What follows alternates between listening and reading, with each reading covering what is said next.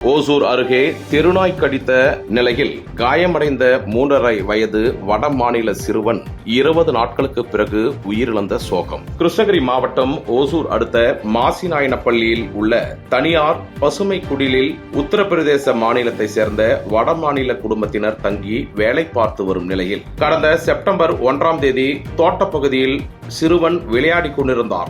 அப்பொழுது சிறுவன் சத்யா என்பவரை தெருநாய் ஒன்று கடிக்க முயற்சித்த நிலையில் முகம் உள்ளிட்ட பகுதிகளில் கடித்து குதறிய நிலையில் பலத்த காயம் ஏற்பட்டார். பிறகு ஓசூர் அரசு மருத்துவமனையில் சிகிச்சைக்காக அனுமதிக்கப்பட்டு சிகிச்சை முடிந்து வீட்டில் இருந்த நிலையில் நேற்று மாலை சிறுவன் வீட்டில் மயங்கி விழுந்துள்ளார்.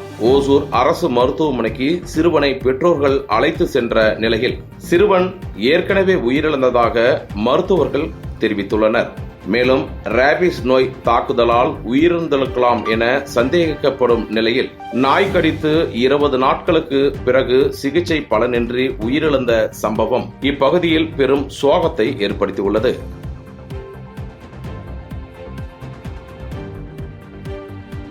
செய்திகளை உடனுக்குடன் தெரிந்து கொள்ள கீழ்கண்ட கேபிள் மற்றும் டிடிஎச் நெட்வொர்க்குகளில் எம்நாடு செய்தி தொலைக்காட்சியை காணுங்கள்.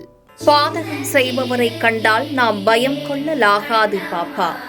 மோதி மிதித்துவிடு பாப்பா, அவர் முகத்தில் உமிழ்ந்துவிடு பாப்பா. அண்மை செய்திகளை உடனுக்குடன் தெரிந்து கொள்ள இணைந்திருங்கள் எம்நாடு தொலைக்காட்சியுடன்.